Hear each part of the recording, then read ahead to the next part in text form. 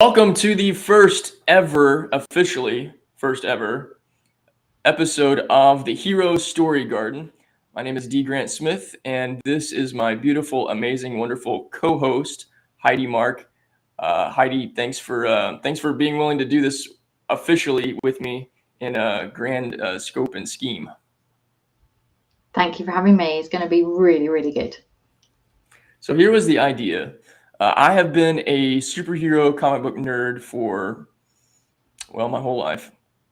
And but from a young age, um, my parents were very big on instilling in me this thing about when we would watch movies together as a family. When it was over, they'd say like, "Okay, well, what lesson did you learn from this movie?"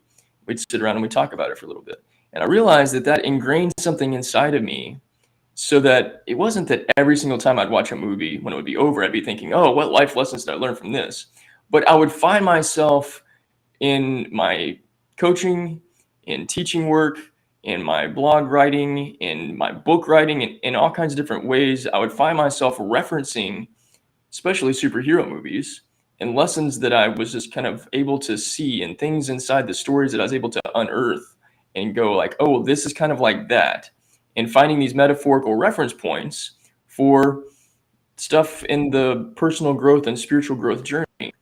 And the more that I started exploring that, I think I posted something on LinkedIn that was like some video clip of, oh yeah, that's what it was. I was, it was last year. I was feeling like I was getting just pummeled by fear. And I got tired of being pummeled by fear. And I'm like, I'm freaking Superman. Um, I'm not gonna just deal with this crap. And so it reminded me of Batman v Superman. And in that film, Batman and Superman fight because that's part of the deal. And Batman's shot Superman with this exploding kryptonite thing that he breathes in, and it makes him vulnerable. And so Batman starts pummeling the crap out of him. He's got him up against the wall, and he's hitting him in the head over and over again, but the kryptonite wears off. And as he's hitting him in the head, like, Superman gets his strength back, and suddenly he's hitting steel. And that Batman realizes, holy crap, this isn't working anymore. And he starts backing off. And since Batman represents fear and Superman represents hope, I thought that was a beautiful illustration. It's like the 2.5 cent little GIF, 2.5 second little GIF. But I posted that and I wrote a little piece about it. And all these people were like, dude, you should teach this stuff. You're really good at it.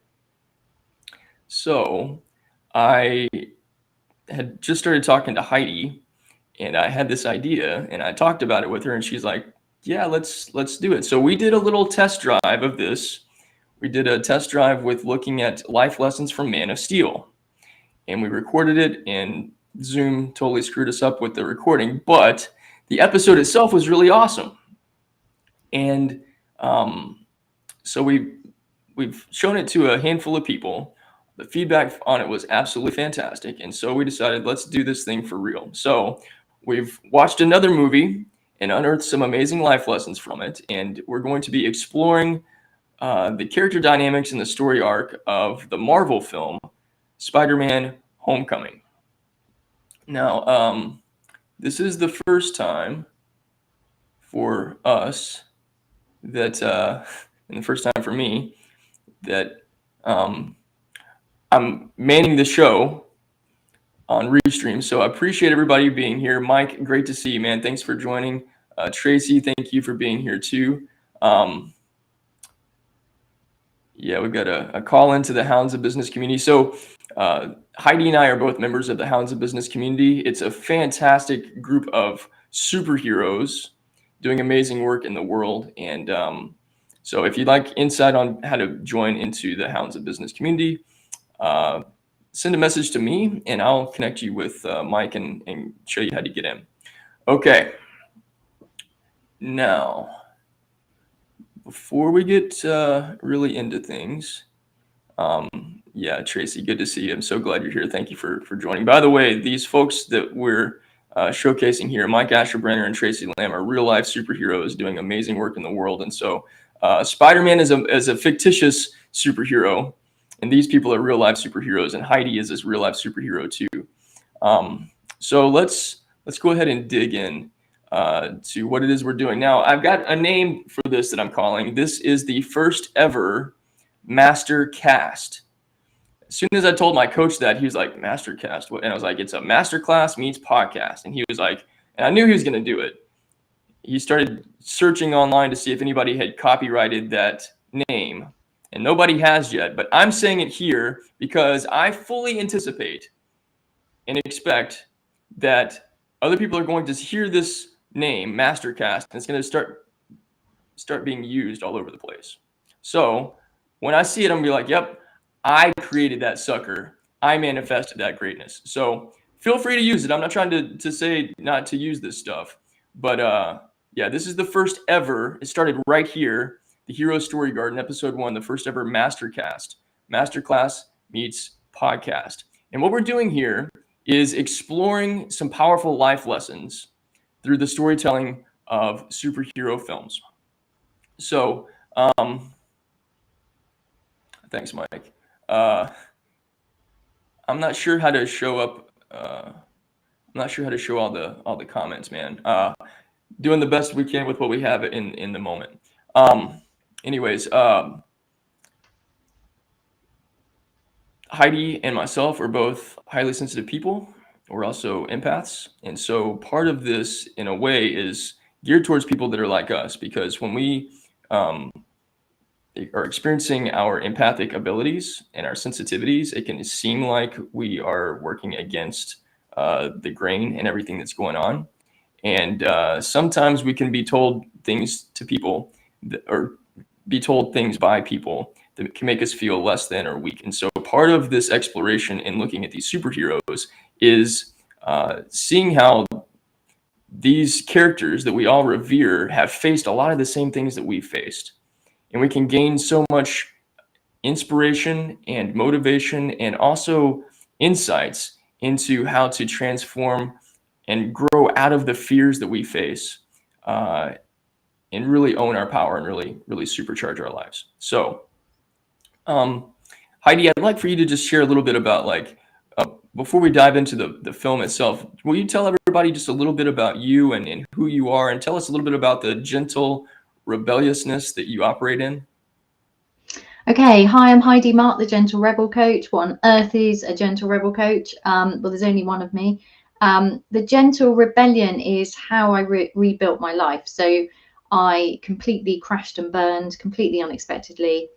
Didn't even know it was going to happen about 5 years ago. And the way I rebuilt my life was by absolutely refusing to create successful work, recreate a successful working life without wrecking my health and my relationships again. I just made it an absolute non-negotiable. I refused to believe I couldn't have it all, and I rebuilt a life where I get to have well-paid, satisfying work and be really well and take good care of myself and have good relationships and time to be myself. So this is the Gentle Rebel way. It's gentle because it's not taking some big, fierce, scary stand and saying, these are my boundaries, back off. It's just very gentle. It's just, this is just the way I am. This is what I expect from now on. I get to be myself. I get to be well, and I get to absolutely love my work.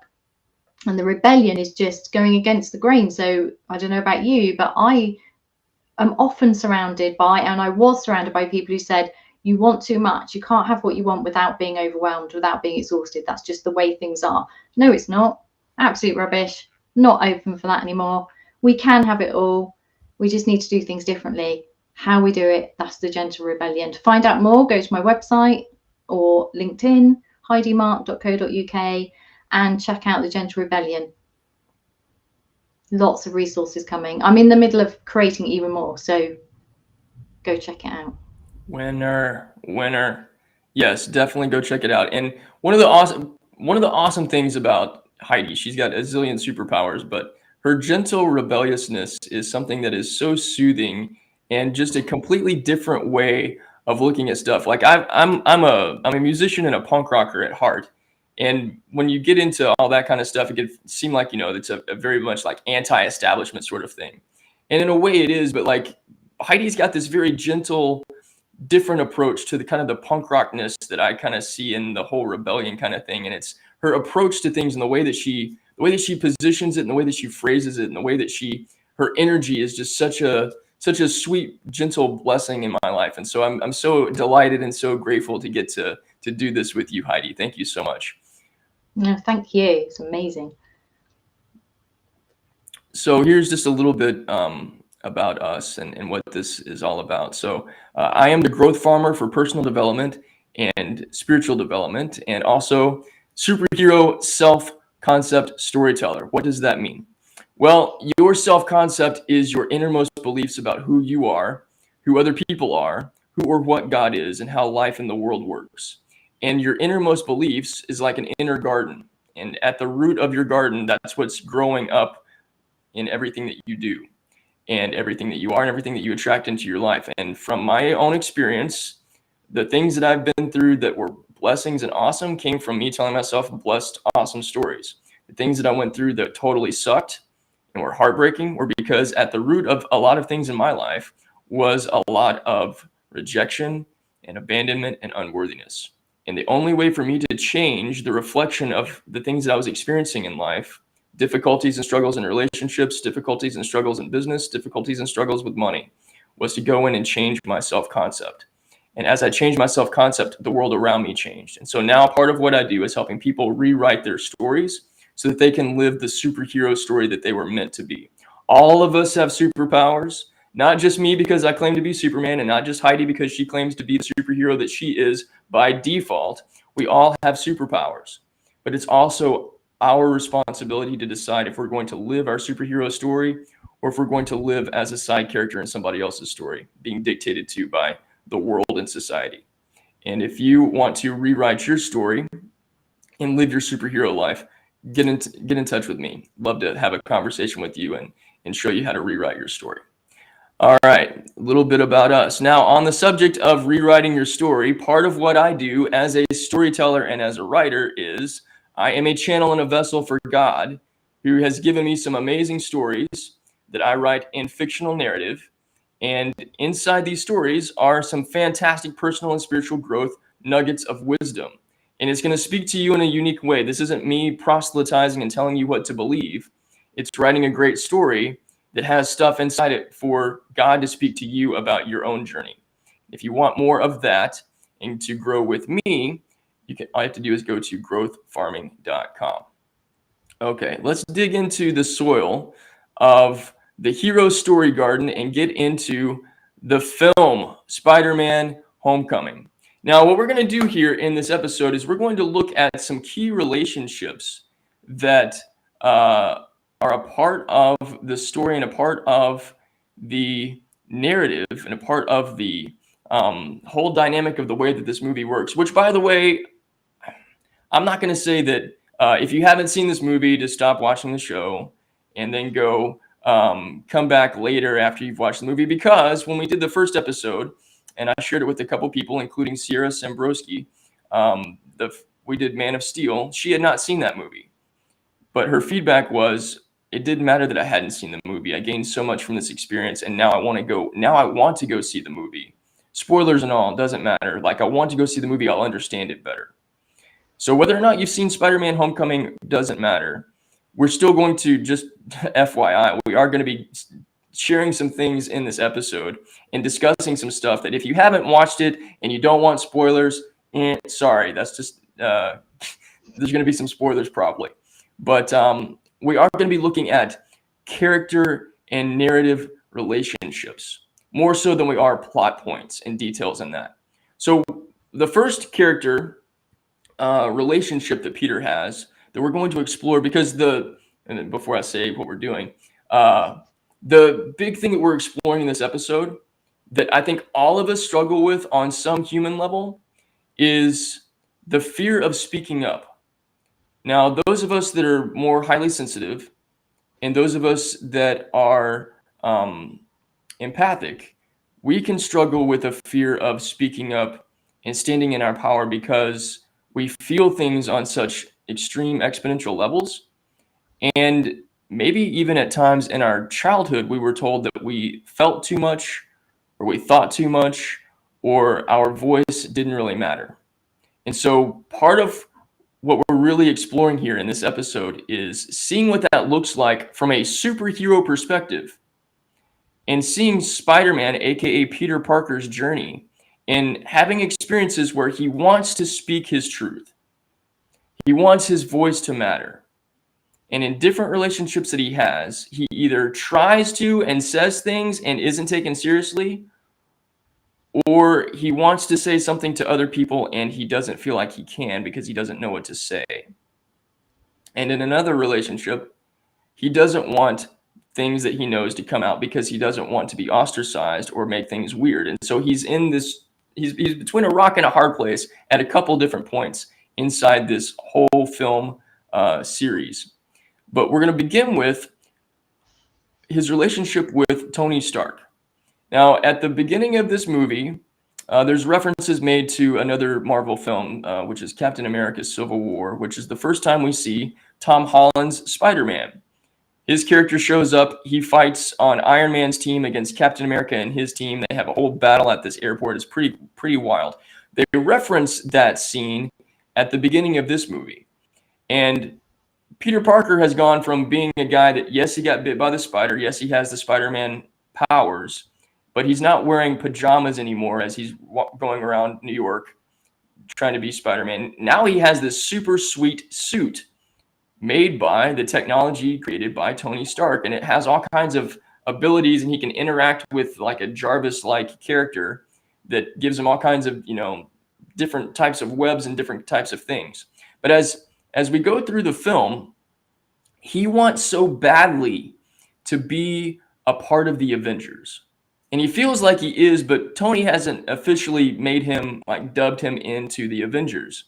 And he's trying to, in a way, it's kind of codependent, but he's trying to earn his respect. He's trying to earn his place and be a part of this team. And he's calling Happy almost daily, giving him updates on all kinds of stuff. Happy doesn't return his calls. He's calling Tony, trying to say like, hey, what can I do to be a part of the team? Like, how can I get involved with stuff? And Tony doesn't take him seriously. Now he calls himself a mentor. Tony calls himself a mentor to Peter, and he sees Peter's potential, but he also sees him as this 14-year-old kid. And in the clip that I have here, and it's not a clip, it's just a screenshot from Spider-Man has just discovered that there's this guy that's been stealing alien tech from the New York battle in Avengers 1, and it's the guy that's Vulture, Michael Keaton's character. And he's on this ferry, and if you've seen the ferry scene, you know exactly what happens, but like he saves the ferry from almost splitting in half because of all this crazy stuff that happens, but Tony Stark comes as Iron Man and saves the day. But after all that's over, Peter feels terrible about what happened, but he's also like, why won't you listen to me? I've been telling you for forever that this guy is up to something, and you won't listen to me. And Tony won't hear any of it. He says, as you can see the clip there, it says, or the caption, everyone else said I was crazy to recruit a 14-year-old. And Peter's like, but that's not all that I am. I have ingenuity. I have a spidey sense that tells me when things are wrong, and I have this burning desire and passion to serve people. When will you actually let me do the things that I know I'm capable of doing that you gave me this suit for? Why won't you see me as who I am? And so much of this film is Peter wanting to be the superpowered superhero that he has the physical abilities of, but the one person that he wants to respect him and to see him in that way is Tony Stark. And we spend 90% of the movie going through all these different experiences with Peter wanting his hero to see him as an equal. So what I want to do to begin this part is, Heidi, from your perspective in watching this movie, like, what did you feel about Tony's response to Peter and the ways that Peter keeps showing up, and just share your perspective on this relationship? Tony Stark's rubbish, honestly. Really, really upset me. He's just, I get the whole hero's story thing of, you know, Peter's got to go through this dark time to find his inner strength, and the push-pull between he's a superhero, but he doesn't really know who he is until he knows who he is and he really understands his strength. He's kind of split. I get that, but he could have done with some help. You know, like there's nobody, he doesn't have parents, he just has an aunt. There's nobody in his life who can provide what he needs, and what he needs is that mirror saying, yeah, you are a superhero, you have all this potential, but you're not ready yet. Because, you know, he needs something and he doesn't get it. What he gets is, not only does he not get what he needs from the person who could have been a really good mentor, but he actually gets the opposite. And I really struggled with that, because it just reminded me of all the times when I've had mentors who haven't served me well, when I've chosen badly, and I haven't found people. Always find a coach or a mentor who sees you, who gets you, who sees you, hears you, and lets you know that what you have to say is important. And if Peter had had that in Tony Stark, it would have been a whole different story. He'd still have had to go through stuff. It's not like Tony Stark could have, you know, we're not talking about smoothing the potholes out so he has this easy way. You can't actually do that for anybody really anyway, because that doesn't work. That doesn't build strength or resilience. And that was never going to happen. Look at Tony Stark. But he could have been a really good mentor. And not only was he not a really good one, but he was really, really rubbish. And he made it very painful. For me, I found it painful watching Peter. I just wanted to say, for goodness sake, you know, if it had been played by any other actor, I think I would have just been shouting at the screen. Yeah, so that's where I am with it. Could have done better. Well, I don't want to give away spoilers for you, Heidi. So, slight little pause here. And I'm curious, because this is a little bit of a deviation from the subject, but as our relationship has grown, Heidi's been sharing with me about her interest now in watching superhero movies, where it wasn't quite as strong before, because we're doing these deep dives into things, and she's seeing things that she didn't necessarily see before. And so I don't want to give away too much about the storyline breakdown, but Peter and Tony's relationship changes dramatically, and it grows into a much more healthy place. Not that far down in terms of the films, and gets into a different place. But part of what I saw from this now, because I've seen so much of, I've seen the entire all the Marvel movies, but especially with all the Avengers stuff, and with, you know, Tony being one of the big three, him, Captain America, and Thor as the big three for the MCU. Tony was replicating in so many different ways his relationship that he had with his dad when he was a kid, because Tony didn't feel like his dad valued him. Tony didn't feel like his dad saw him, didn't feel like he mattered in Tony's world at all. And at so many different places inside all the Avengers movies, and in the places where, especially in Endgame, there's this dynamic where you can see the role reversal switch, where Tony, the more he would talk about his dad, he'd be like, well, you know, my dad never really valued me. My dad didn't really see me. My dad was just, you know, he was always in work mode. He couldn't recognize that I was this kid that just wanted, you know, a father to love him.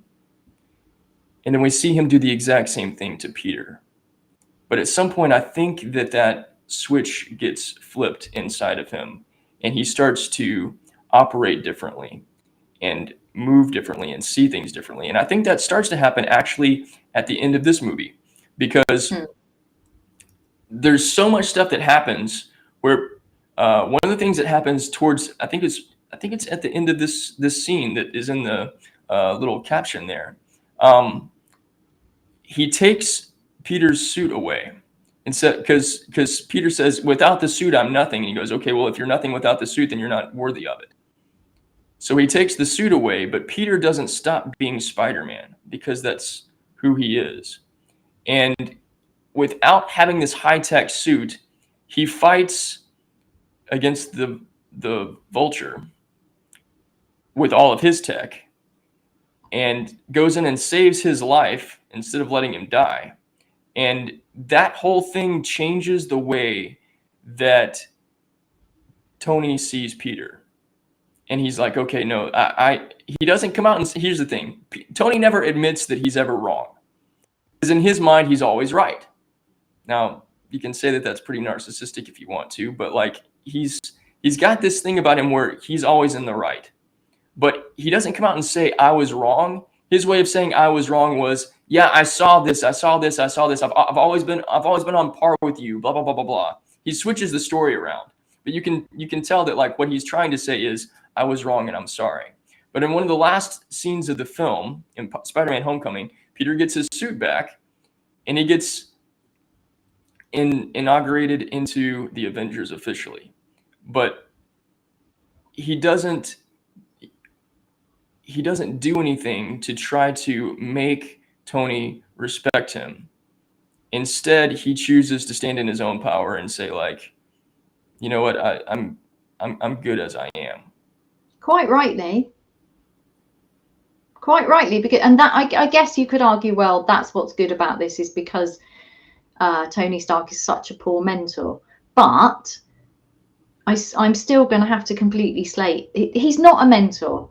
Basically, Tony Stark is not a mentor because, and that what you've just, all the backstory you've told me, because obviously I know nothing about superhero movies, as you know, and I am learning as we go, which I think is great. So we're like the opposite. You talk an entire different language, you know everything. I have no idea what you're talking about, and then I'm coming in just going, oh, and I think that's such a good way of doing this, because we're both deeply committed to personal growth, to that's what we work in, and yet we're coming at this from completely different angles, and I think that's where there's a lot of magic. So you can tell me the backstory of Tony Stark and I have no sympathy. I have sympathy for him as a person, because I can see now that maybe the reason he's behaving in the way and what he's saying in that caption there is because he's actually deeply insecure. Everyone else said I was crazy to recruit a 14-year-old kid. It sounds like he doesn't trust Peter. It sounds like he's not ready to invest.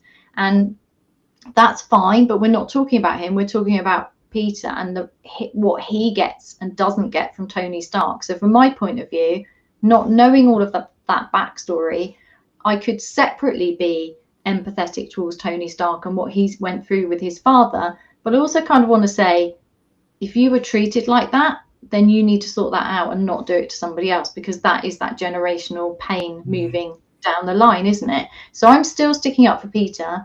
He went through a really, really painful time of not being able to be himself because he couldn't talk to anyone about who he is.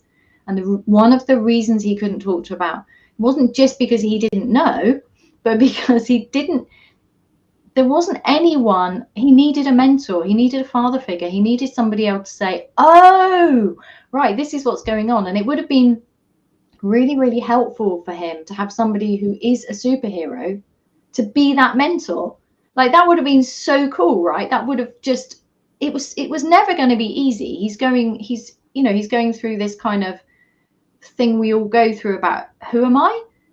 What's going on? What am I really good at? What am I not good at? Who am I? That's a lifelong journey, right? It's a Zen koan. Who am I? And then you get to a point where you start to accept yourself, love yourself, and that's when you find the freedom to be yourself. And that's a lot of what's going on in this movie for Peter. And I'm sure it must continue in the other movies that I've yet to watch, because I'm at this really exciting, I feel like I've gone to superhero movie school with you, and I'm absolutely loving it. I'm learning so much, and mainly what I'm learning is stuff about myself, and that's what I want for other people listening to this, is like, you finding out who you are matters, because when you find out who you are, that's when you start to be able to say, this is who I am. It's very difficult to find a voice. Like, I actually really struggle with there's a lot of sayings, aren't there, about be yourself, and my work says find the freedom to be yourself, but it's not a done deal. And it takes a lot of courage, and that's what I love about this whole masterclass series that we're doing, is that we're exploring that.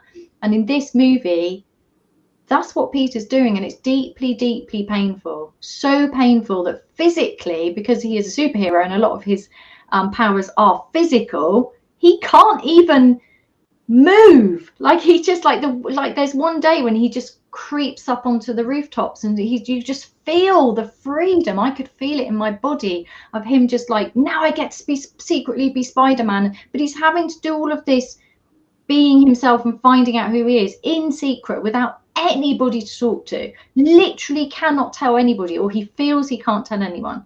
And that pain I really relate to, and also it was unnecessary. So I'm still cross with Tony Stark, and you can tell me his backstory time and again, but he needs to sort his stuff out if he's going to be somebody who makes superhero suits or whatever his job is.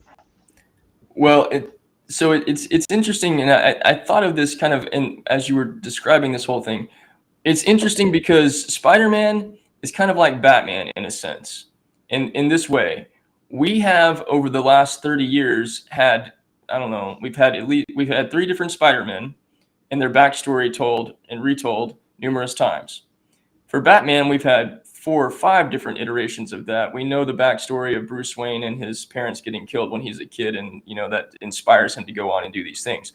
The way that they did Spider-Man Homecoming, which is the first official Spider-Man movie inside the MCU, with all of the characters that, are all intersecting with each other, they didn't start and do a whole origin story again and retell us the same thing that we already know. They inserted us into Spider-Man's world in the midst of all the things that are going on. So we already know that Spider-Man doesn't have a dad and doesn't have a mom and lives with his Aunt May. We already know that he's a kid in high school that has spider powers and is a benevolent, kind, and good person who wants to use his powers to serve other people. We don't have to go through this long journey of him in all of his character development to find all these things out. We know from Captain America Civil War that he has a relationship with Tony Stark, that Tony saw him do something, recruited him in, gave him a high-powered suit, and put him on his team so he could fight Captain America and stopping all this stuff. Blah, blah, blah. Okay, so now we're starting over, and now he's got his own thing. But this is where we're going to transition and look at another relationship dynamic. Because since Peter is a kid in high school, his best friend is Ned. And Ned, at the beginning of the movie, does not know that Peter is Spider-Man. So this plays into exactly what Heidi was talking about. Peter is a 15-year-old kid. And if we can remember what it was like to be 15 years old, and there's so much stuff that's going on in our bodies and our minds, we are rapidly transforming our consciousness, our physical entity, everything is changing. Plus, if you're Peter Parker, your family dynamic has shifted dramatically. You're living with your aunt, and you don't have the same sort of mentorship or guidance of anybody, let alone now you have these superpowers. You can climb on walls. You can shoot webs out of your. He creates the little web shooter things. He's, I don't know, 10 times as strong as he would be otherwise. He's got all kinds of abilities, and nobody that he can talk about that with. Now, as we know from Peter in watching any of the Spider-Man stuff, especially Tom Holland's version, he's a talkative guy. He's a guy that wants to share his stories and share his personality and share his experiences. He's like a 14-year-old blogger, basically. He's always making little video clips and doing stuff. Like, he wants to be able to share this, but he doesn't know that he can trust anybody with this information, which is also why it meant so much to him to have Tony Stark in his life, because here's somebody that understands what it's like to have these powers or have these abilities or want to fight the good fight. And so finally, he's given this one person in his life to be able to open up and share these things with, but that person doesn't want to hear him. And the way that Ned finds out is by accident. Peter comes back from doing some superhero stuff, sneaks in from the outside window, climbs on the roof, drops down, and Ned has been sitting in his room waiting for Peter to come home silently for who knows how long, holding this giant Lego thing of the Star Wars Death Star. But now he sees this YouTube celebrity, Spider-Man, is his best friend, Peter Parker, and he drops the whole thing on the floor. And then Peter's trying to deny it and all this stuff, but Ned is a guy that doesn't keep secrets and wants to tell the whole world, hey, Peter's Spider-Man. And Peter is like, no, dude, you can't tell anybody this. And both of them are talking all the time. Ned's yapping to high heaven, like, asking him all these questions about the Avengers and about Captain America and about all this stuff. And Peter's like, no, dude, please stop telling people this. And so now there's this different dynamic, because now here's this person that wants to talk about all this stuff with them, and they can relate as friends, but they can't relate in terms of their experiences. Ned doesn't know what it's like to be a superhero. He's like, so excited about this stuff, but Peter doesn't know how to be able to communicate these things that he's experiencing and these experiences that he's had with this person. But finally, in a way, he does have this person that he can actually be able to open up and talk about some of this stuff with. And actually, So don't you think I felt there was a loss there for him as well, though, because before he finds that out, there's the day when he says he's got the Lego thing to make. And there was something really, really lovely about that, because there's the side of Peter who's really struggling internally with who he is and has nobody to guide him into being like a full version of himself as Spider-Man. But he still is a 15-year-old boy. And that he has a really good, loyal, close friend where he just gets to be himself as a 15-year-old boy making Lego. And there's something really freeing and joyful in that. And then it's gone. It's gone because he's, it's so, to me, when he drops the Lego model, it's not just the breakage of that, it's the breakage of that ability to switch off. So although he doesn't really want to switch off the Spider-Man side of him, it does give him a break, right, where he's not having to struggle with it. He does have a refuge in, I can just be a 15-year-old boy for an hour, and that goes. And suddenly, so in some ways it's good because it's out, this is who he is, but it's not great because he's lost the ability to not be Spider-Man for some of the time. He's lost that just being a 15-year-old boy. But also his best friend, as you say, is just talking all the time. And he's not particularly good at understanding that it kind of needs to be a secret a lot of the time. Otherwise, he's not going to be able to move through school. He's not going to be able to move through the world freely. So I don't know. I have mixed feelings about him. Well, it's an accidental reveal, isn't it? But I don't know. At the same time, there are at least two moments in the movie where Ned really comes to Peter's rescue. There are, yes. Later, there is. Yeah. And if it wasn't for Ned being able to, like, Ned's a computer genius. So when Peter's trying, there's a scene where we'll get into this as we explore his relationship with Liz in just a moment. But he takes Liz to homecoming, picks her up, and discovers something that like just totally blows his mind. But he has to basically not be Liz's date after they get dropped off at the prom. He's got to go do Spider-Man stuff, but he has to have Ned's help in being able to track the Vulture because he doesn't have his tech suit anymore.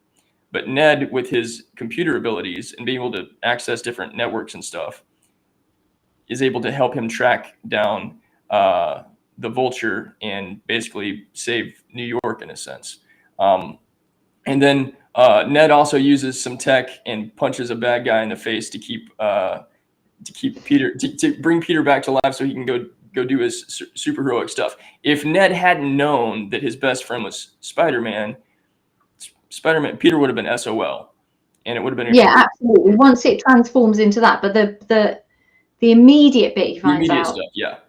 There's some grief, but that is part of it, right? That's that letting go of his old self. So he's not just a 15-year-old boy. If he was, he wouldn't be struggling. He wouldn't be jumping around rooftops at night secretly. He would just be able to be himself. It's hard enough being a 15-year-old boy. So that is the point. He does have to go through that grief, that letting go. And he can get it back later because he does get that ability to go, yeah, shut up, I'm not Spider-Man at the moment, stop talking. And I actually I love it when suddenly we find Ned's inner superhero, and he is so cool and he's so supportive, and Peter couldn't have done it without him. And I love that, because even though he's a superhero, he's Spider-Man, he gets to have a friend who genuinely helps him. And that's, to me, that's, I just love that, because like you said at the beginning, we all have superpowers, and we don't have to be this big public Avenger type. We can just be ourselves. And that Ned he's so powerful in this movie, isn't he? And that's joyful, because you could write him off and say, well, they can't be best friends. What's he bringing to the relationship? Masses. Way more than building Lego. Like, he's really, really cool. So I love that. Ned is like, he believes in Peter so much, and you can tell that his love for Peter is really genuine. Now it gets heightened when he finds out that Peter's Spider-Man, but like even before then, like they have this camaraderie that's such a beautiful thing to witness and experience.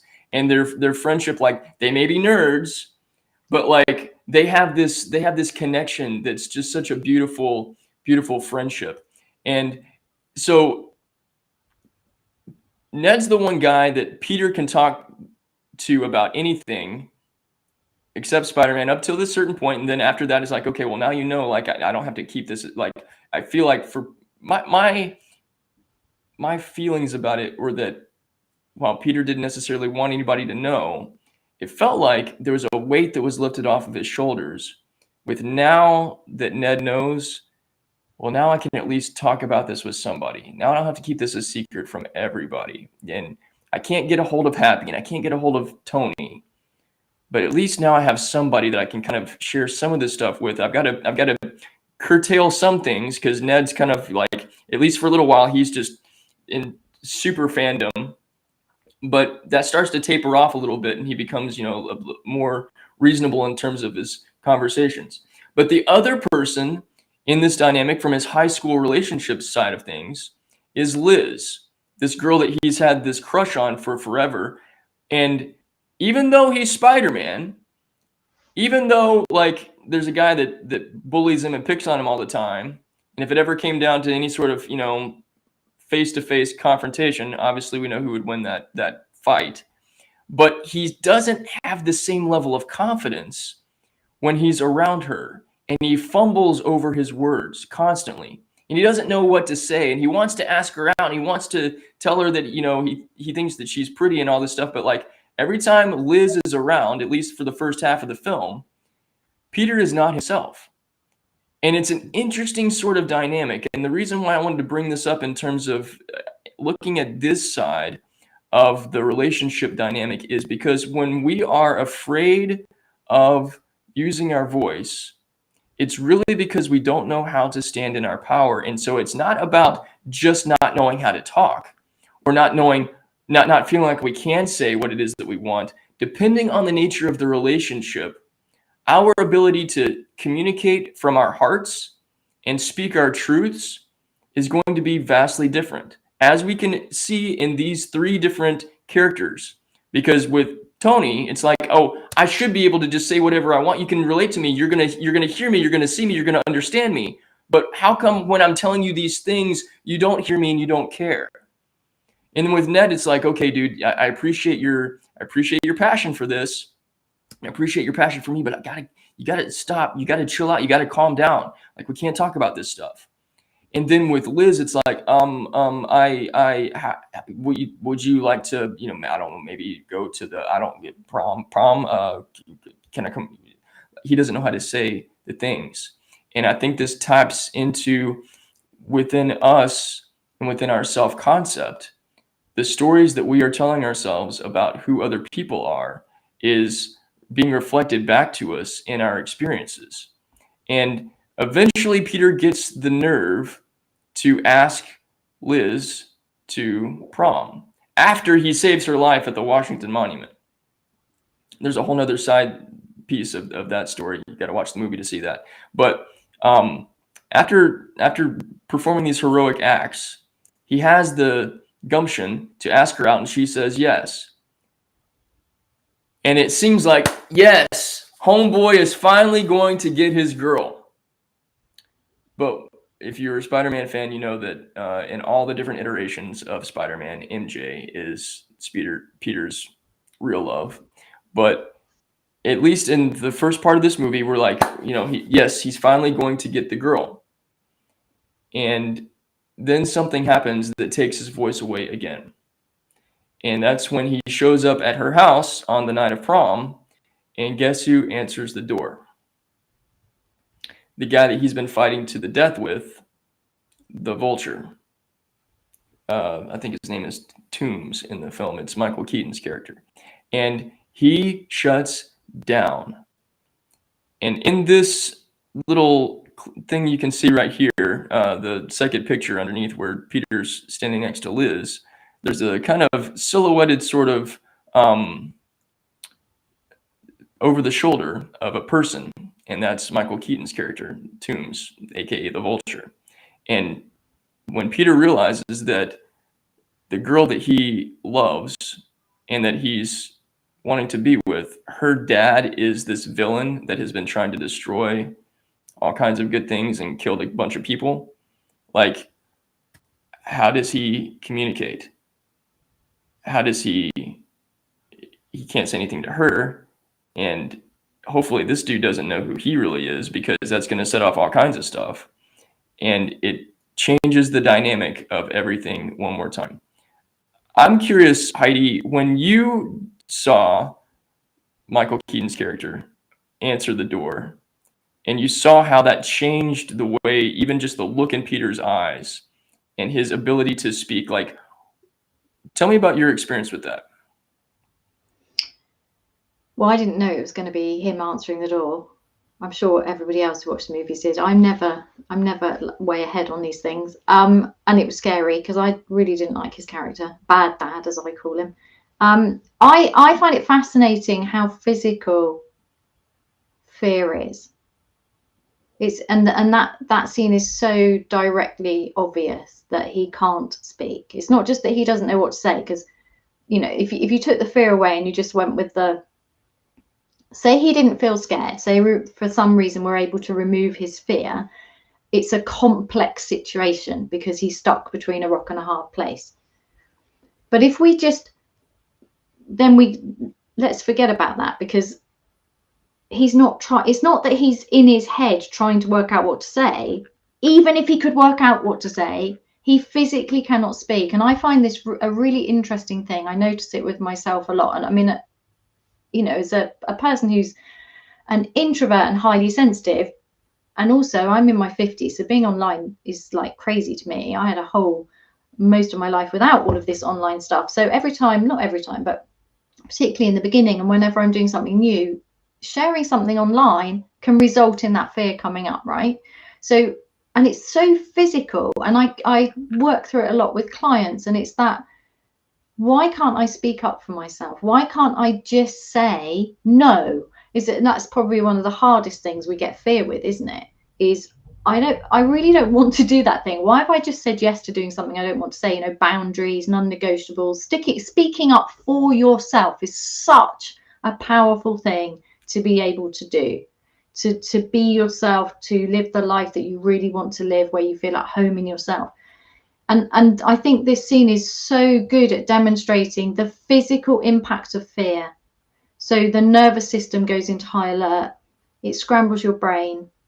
You're completely overwhelmed, because that's the point of the nervous system. You're supposed to be overwhelmed. You're not supposed to be able to think straight, because you're supposed to go into immediate action of either, freeze, flight, fight. And you can see that there. And then this blocks, doesn't it? You get this, it's ridiculous. Like, why can't I speak? Because it feels logically like, if only I could speak at that point, I'd get my power back. And yet that's the first thing to go, the ability to speak. And it's partly because the nervous system goes into great activation and you don't know what to say because you can't think clearly. But it's also far more than that. And I think often you can feel it in your gut or your heart or your whole body. And it's a very physical thing.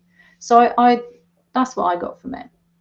It was a good reflection of that, really, for me. Yeah, that's a great point. It is this the fight, flight, freeze dynamic taking place, and um, seeing Peter go through that, and we see him go through this evolution of the fight, flight, freeze in just that whole sequence, because he's in the freeze place as he's standing in their kitchen and they're trying to take photos and he can't even smile, and it can come across as though he's nervous because he's meeting the parents, but no, it's like this guy is a killer who has done all kinds of terrible things, and he's the father of the girl that I like. What the crap do I do with that?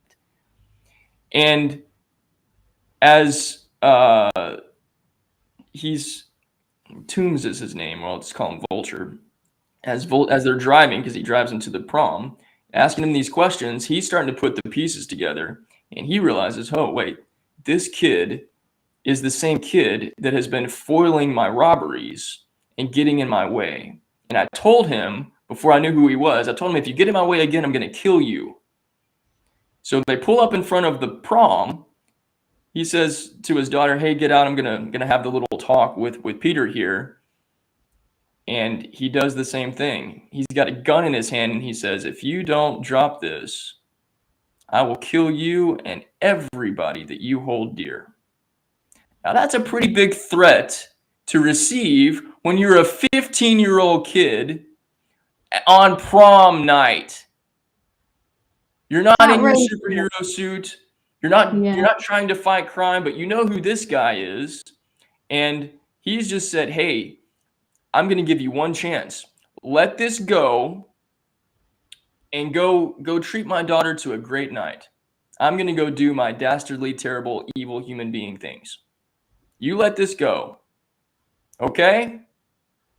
And Peter's like, now he's got it shift over into fight. And when he yet he's got no guidance, he's got nobody to turn to, he's got no adult in his life who could have helped him with this stuff. And I blame Tony Stark for that. I'm still not happy with Tony Stark. I do too. At the same time, though, look, I'm looking at this. So here's another life lesson for us to really unearth here. Because sometimes we're going to go through situations in our lives where we really feel that we deserve to have some guidance. We really feel like we deserve to have somebody in our lives that can kind of help us save the day.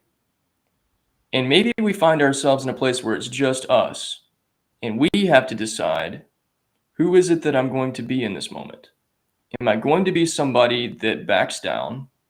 Am I going to be somebody that gives up? Or am I going to be somebody who is bigger than my moment, bigger than my scenario, bigger than my circumstance?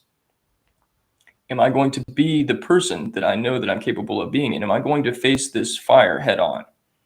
And in that moment, without Peter having Tony to rely on, because Tony's not responding to his calls and Happy's not responding to his calls either, in that moment, when Peter decides to go in there and you can see this shift in his eyes. The eyes tell no lies. I say this about everything, and especially with superhero movies or a movie that has a hero portrayal of any kind. My favorite movie of all time is Rocky III, and eventually we're going to do a Hero Story Garden look at Rocky III, I promise. When Rocky's eyes change from his fight, the first time he fights Clubber Lang to the second time, he's a completely different person. We see Peter Parker's eyes change as he walks into the gym. He goes from being in that freeze flight place when he was in their kitchen, and when he's in the car, his eyes change. He has this determination in his eyes. He knows exactly what it is he has to do. He knows it's going to break Liz's heart, but it's okay because this is what has to happen. He can't let Vulture go do his stuff and steal a bunch of things and kill a bunch of people. And even if it makes him a bad guy in the eyes of the girl that he loves, he's got to go do what he knows he has to do. And so in that moment, that's when everything changes. And I'm thankful that Tony wasn't around to come in and save the day. Oh, no, because I don't mean then. I don't want him around then. I just meant in general, he could have done, he would have had it would have been, it didn't need to be as painful because, well, it's just like in life, isn't it? Like there are times when we don't, people say you need a coach. I disagree. I think that you can choose to have a coach or a mentor. And I just think that it could have been easier for him. And he didn't have that option. And there's unnecessary suffering there. I don't want Tony to come in and save the day now. What I absolutely love about Peter as a character is he's amazing. Like he's so moral. He's just so good. He's under the most intense, ridiculous pressure. Not only is he a 15-year-old boy on prom night, which let's face it, I mean, that's not fun, is it? Should be fun. It's not. It's just a really, really difficult time of your life, right? But he's also Spider-Man. And he's now got his arch nemesis in front of him. And it's a complicated situation because he really likes the girl. Like there's so much going on there. And yet, despite the fact that he has no adults in his life, really, despite everything, he still makes such a clear, brilliant decision. He is my superhero. Because he's so strong, he's so moral, he's so good, and he's just awesome. so we found Heidi's superhero. One of them. One of them. There's like, you're just educating me. But this guy, wow, what an amazing, like seriously, like that strength, he just knows his heart. Kudos. So let's take that perfect place to transition into looking at these dynamics in just a different sort of way. So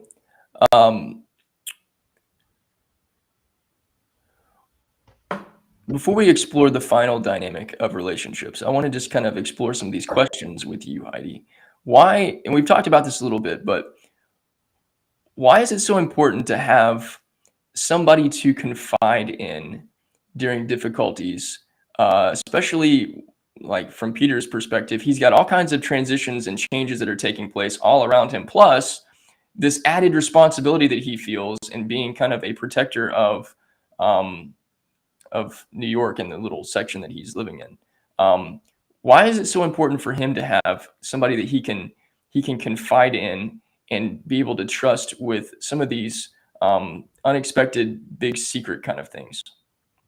Because even if you're an incredibly self-reliant person and you're very happy in your own company and you're a very strong-minded person, even if you have all that going for you, when you talk to somebody you can trust, you sort your thoughts out and your feelings out, and you get a mirror reflected back, and you get insights. You get insights just from talking at somebody if they're good at listening and holding space for you. But then if they give you useful insights, you get double. Like the conversations that you co-create with somebody trustworthy who values you are way bigger than the sum of the people involved. And I would argue that as humans, when we have somebody we can trust and we can really talk things through, it just makes life so much better. We can cut out a lot of that circular suffering, because we tell the story in our head, don't we? And then we get stuck in that story and we can't see our own blind spots, and we have beliefs that may or may not be helpful anymore. And to move on from them is just faster. It's more fun. It's the whole, why does life have to be so hard? Well, it gets to be a lot easier. And that's really powerful when you have somebody you can trust, when you have somebody who really values you. Never underestimate the power of a good friend or a coach or a good mentor who can hold space and listen, even if they say nothing. It's just, why the hell not? I don't believe that we're supposed to do everything on our own. I get your argument for not wanting Tony Stark to come in the last scene and do the rescuing. That was a Spider-Man. That was the bit he had to do on his own, because that's how he found out his strength. That wasn't a lone thing. but the talking through things, I know I've learned that, the power of that in my life more and more, even from confiding in people who turned out not to have my back and who walked all over me, you know, and then learning to trust again and again. It can take time to find people who are good for you, but it's so worth it because it makes life easier, more fun. You get to live your full adventure faster, you get there quicker, so then you just have more time to live more fully and more fully and more fully. And yeah, it's important. It's fundamental. Agreed. Now, with that in mind, we're going to talk about one more relationship dynamic that is true in this movie, and it's a great way for us to kind of show how everything comes together.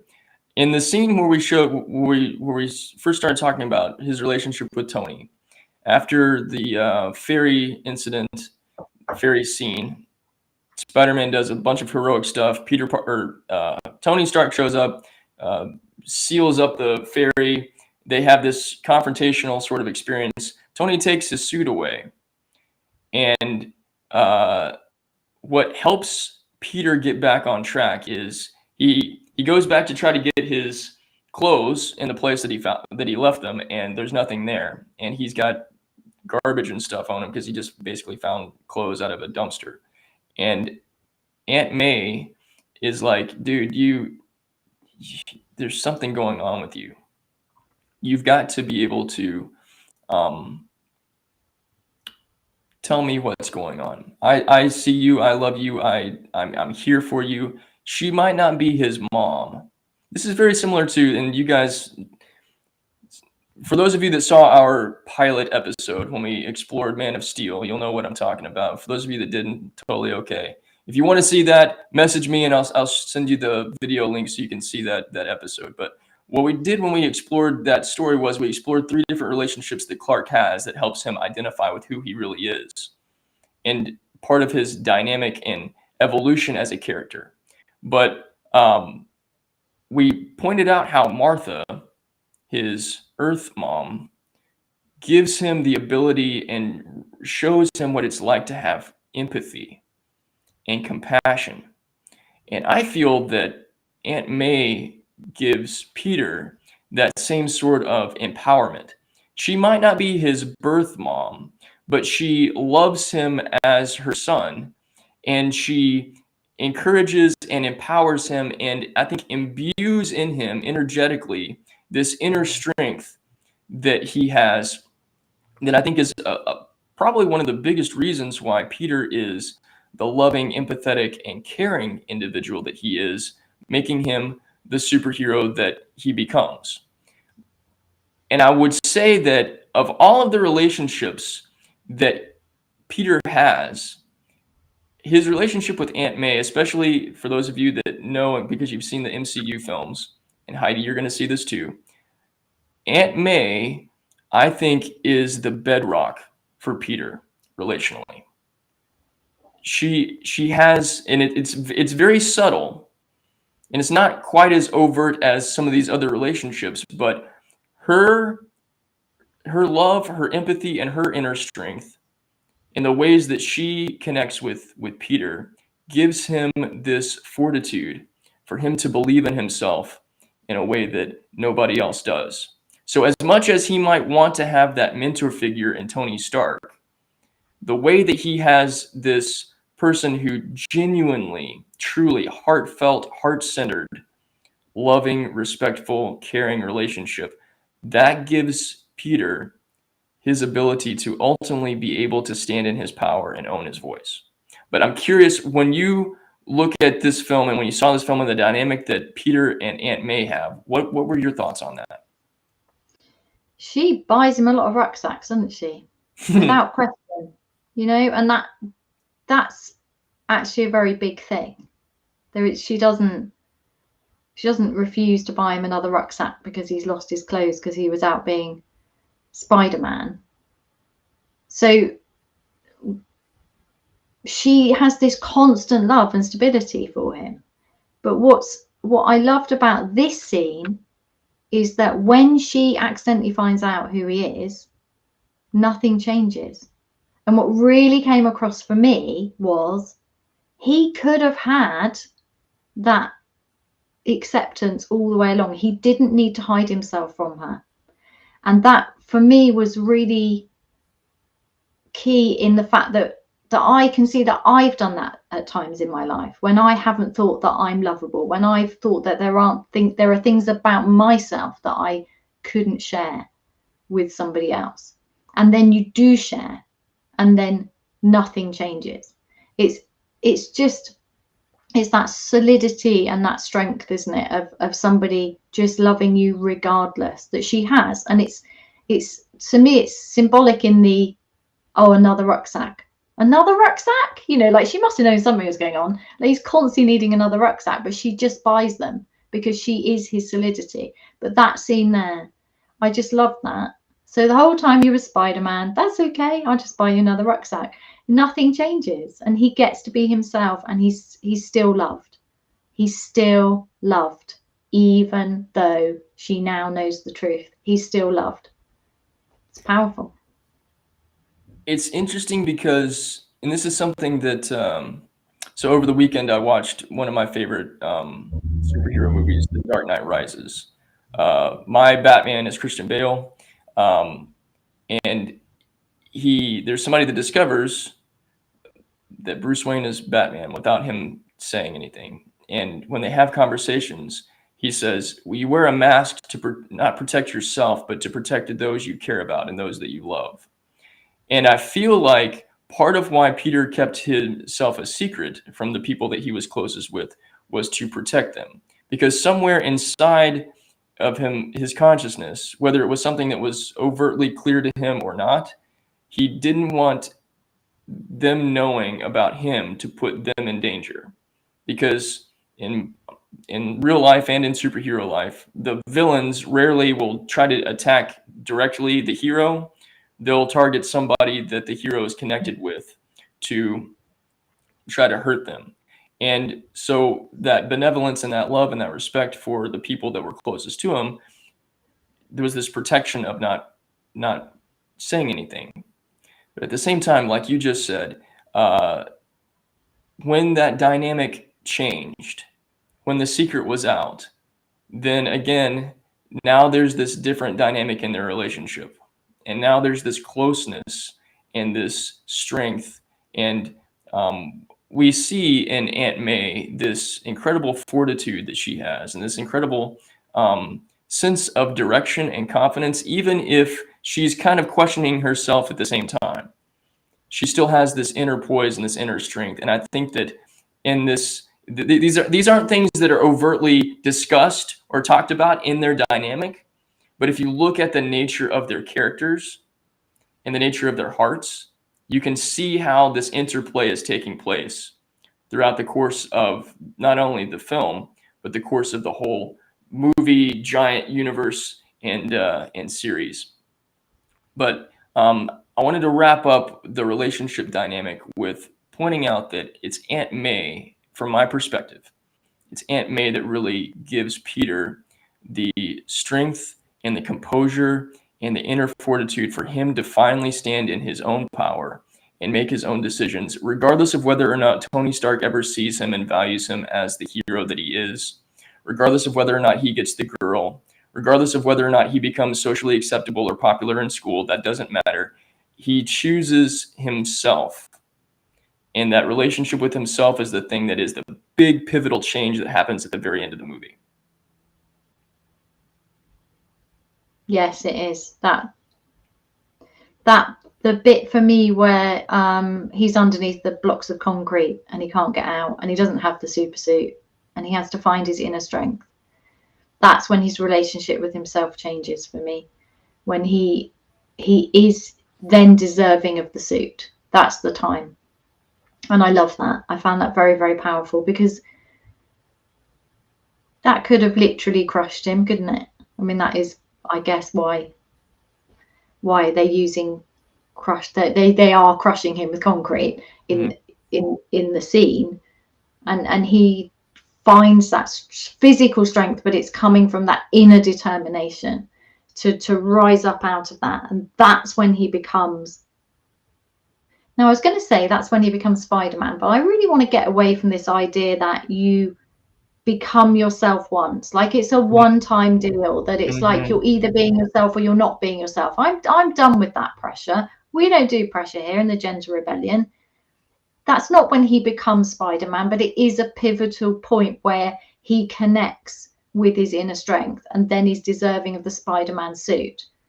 But I would say there are so many times when he becomes more fully himself, and I'm sure that happens continuously, as it does with all of us. It's never an either or, and I really want to get rid of that pressure. However, his relationship with himself changes dramatically at that point, and it's almost like he becomes the suit. You know, he's deserving of it. He is Spider-Man now because he doesn't need the suit anymore, and he certainly doesn't need Tony Stark anymore because he's found his own power internally. Amen. Exactly. Which is a great place for us to segue into looking at this and discussing this a little bit more. I'm curious for you guys, and please, share your answers and your thoughts in the comments, but can you relate to Peter's internal struggles with sharing his heart with those that are closest to him? Is that something that you have experienced in your own story? And how does self-trust and self-acceptance impact our own ability to speak up and not hide ourselves or hold ourselves back? I know for myself, in my story, when I haven't given myself that same sort of recognition and I've sought it from other people that I've revered, people that I've loved, people that I've respected, people that I've wanted to see me in a certain way, when I wasn't giving myself that first, when I wasn't being my own source, it led to me chasing and seeking and operating from this place of need. And so then what was reflected back to me was, well, I can't see you and I don't respect you and you don't have the same sort of strength. And so it's all a reflection. And we see that take place in Peter's experiences, especially with folks like Tony. But after he has that kind of pivotal moment where he chooses to stand in his own power, and it's not about whether or not he's going to be respected by this person that he highly respects and wants to be his mentor, or whether or not he's going to, win in the end. He does the right thing, and he does it because he chooses it to be done. And then it's almost like Tony has this epiphany, this like complete change of heart. Like, oh, I see this kid. He's more than just a kid. He's a genius, and he's this great hero, and he's this great person. Oh, now Tony is reflecting Peter's new belief. So much of this stuff is self-concept work. And that's why I'm talking about self-concept all the time, because it is the real deal holy field. It is the stuff that determines the way that we show up in our own journey and in our own lives. And it's also the biggest thing that determines what is reflected back to us. And so I want to ask you this question, Heidi, before we kind of transition and wrap everything up. But what's somebody in your life who is like Aunt May in helping you stay grounded and trust yourself?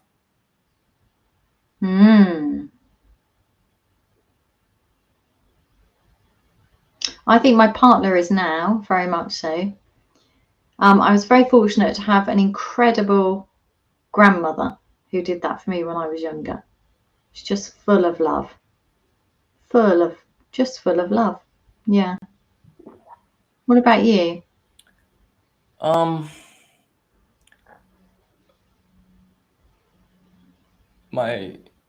I've had some very beautiful, wonderful mentors in my life that's helped me stay grounded. Steve Palferman being one of them. My friend Don LaChance. In my inner circle, my closest best friends, Stephanie and Tim Prosser, Topher Fangio, and my bestie, Taryn Thompson, helped me stay grounded and helped me believe in myself. And in my hardest, toughest moments, they've reminded me who I really am and helped me stay in my Superman-ness instead of going in other directions. But yeah, uh, that's definitely been true for me. Um, so here's what I want to do.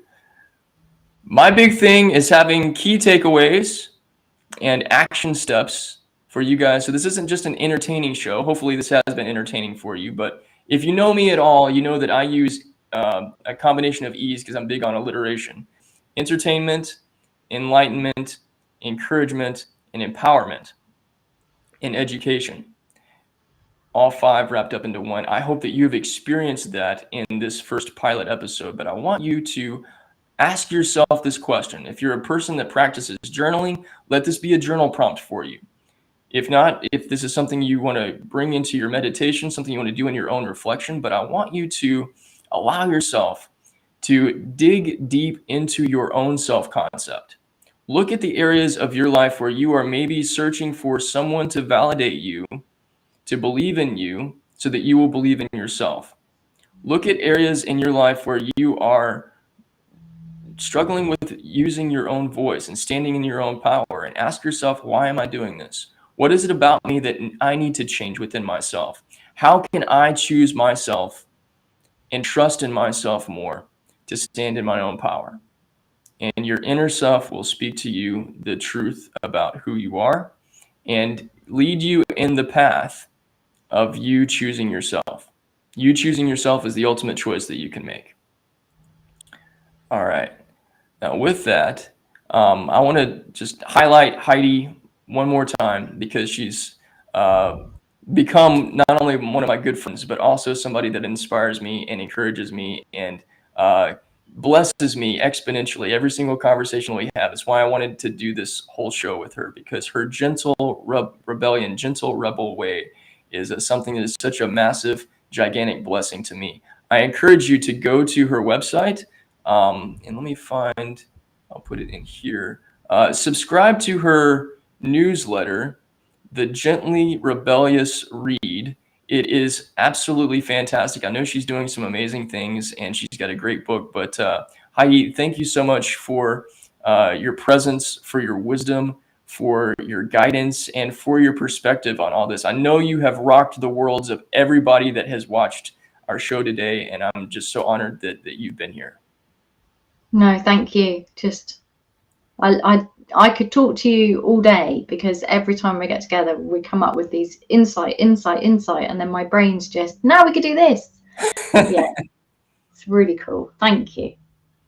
You're very welcome. Thank you.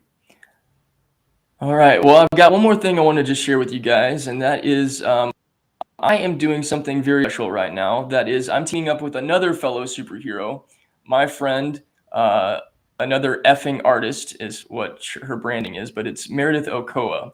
Sorry, Meredith Ochoa, and she and I we're both artists. We're both storytellers. She does video work and incredible video stuff. If you've seen her work on LinkedIn or on YouTube, you know exactly what it is that I'm talking about. I'm taking my storytelling superpowers, pairing it with her video and her visuals, and helping heart-centered businesses tell your story to connect with the heart and souls of your customers. This is not cookie cutter, copy paste marketing crap. This is you telling your story in the most powerful and impactful way to really connect, once again, with the heart and soul of your customers. If you want insights and how you can use our superpowers to amplify yours, and we're offering a special opportunity for the first 3 people. Jump in right now. Send me an email, dgrant@dgrantsmith.com, or you can message me through LinkedIn. All right. Now, with that, so thankful for each and every one of you guys who came by today.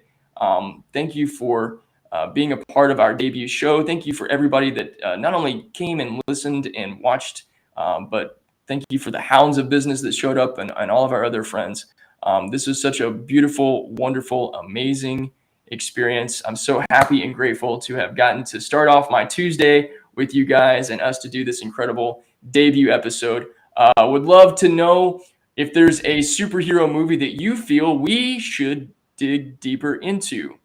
We'll be taking requests on that, but we're going to be doing this show on a once a month basis. Once a month, because this is a deep dive into stuff. We have to watch movies. We've got to do some exploration on our own. And also, both Heidi and I have full-time entrepreneurial work that we do aside from other responsibilities and whatnot. But we're going to pick a day, probably the, I don't know, third or fourth Tuesday of each month, and we'll keep it at the same time. We'll get into a consistent pattern there. But thank you guys so much for coming.